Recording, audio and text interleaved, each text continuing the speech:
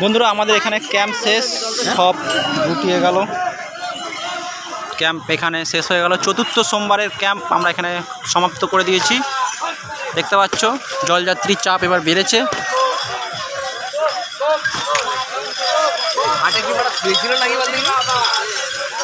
দেখেছো প্রচুর জলযাত্রীর চাপ কিন্তু এবার আস্তে আস্তে বাড়ছে।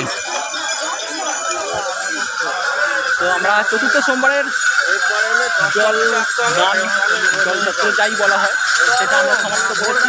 আমাদের যা মাল এনেছিলাম তা শেষ হয়ে গেছে।